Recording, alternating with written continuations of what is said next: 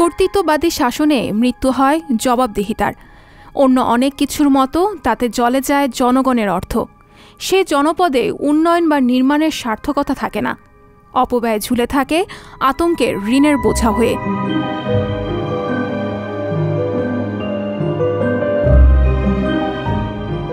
এসব কথাই প্রযোজ্য একদলীয় কমিউনিস্ট পার্টি শাসিত চীনের উত্তর পূর্বাঞ্চলের লিয়াওনিং প্রদেশের রাজধানী শেনিয়াংয়ের শহরতলি এলাকা প্রসঙ্গে।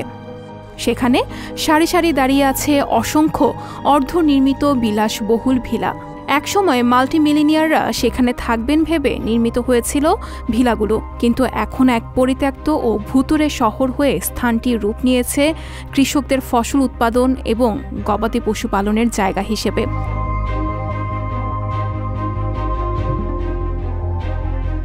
সংবাদ মাধ্যমের বরাতে জানা যায়, চীনা প্রপার্টি জায়ান্ট এভারগ্রান্ড কোম্পানি 2010 সালের দিকে শেনিয়াং শহরতলিতে স্টেট গেস্ট ম্যানশনস নামের এক প্রকল্প শুরু করে। নগরীর অতি ধনীদের জন্য এই অঞ্চলটিতে ইউরোপীয় আদলে 260টি ভিলা নির্মাণের পরিকল্পনা করা হয়, কিন্তু 2 বছর পর বাদ দেওয়া হয় প্রকল্পটি।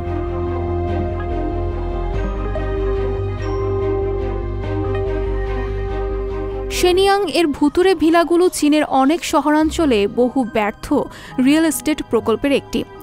দেশটির অনেক জায়গায় এমন পরিত্যক্ত ভবন আছে। বিপুল ঋণের কারণে চীনের real estate giant Evergrande company বহু প্রকল্প এভাবে বন্ধ করে দেয়। 2021 সালের অক্টোবরে এভারগ্রান্ড ছিল বিশ্বের সবচেয়ে ঋণগ্রস্ত কোম্পানি। এখন প্রতিষ্ঠানটির প্রায় $300 বিলিয়ন বেশি ঋণ রয়েছে।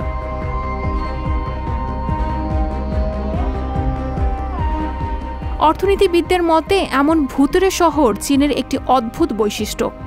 কম চাহিদা কিন্তু যোগান অত্যন্ত বেশি থাকায় যে অসামঞ্জস্য তৈরি হয় তারই প্রমাণ চীন জুড়ে গজিয়ে ওঠা এমন পরিত্যক্ত ভবনগুলো। অতিরিক্ত সরবরাহ থেকে এই ভবনগুলো নির্মিত হয়েছে এবং পরে মালিকরা এগুলো বিক্রি করে দেয়। সেখানে কেউ বসবাস না করায় ভবনগুলো ফাঁকা পড়ে থাকে, তা ব্যবহৃত হয় ভিন্নভাবে। শেনিয়াংয়ের অর্ধনির্মিত ভিলাগুলোর পরিণতি এখন এমনই। এখানে এখন স্থানীয় কৃষকরা বাড়িগুলোর সামনের লনের জমি চাষ করে ফসল বুনছেন। বিভিন্ন গবাদি পশু চড়ে বেড়ায় এলাকা জুড়ে। আর অসমাপ্ত ভবনগুলো দাঁড়িয়ে আছে খাখা বিরান ভূমির সমাধি ফলকের মতো।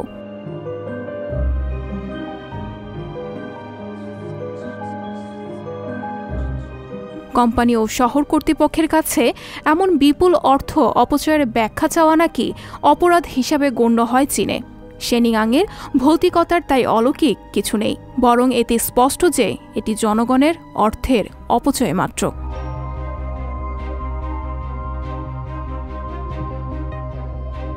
সঞ্জিতা শম্পা, সংবাদ প্রকাশ।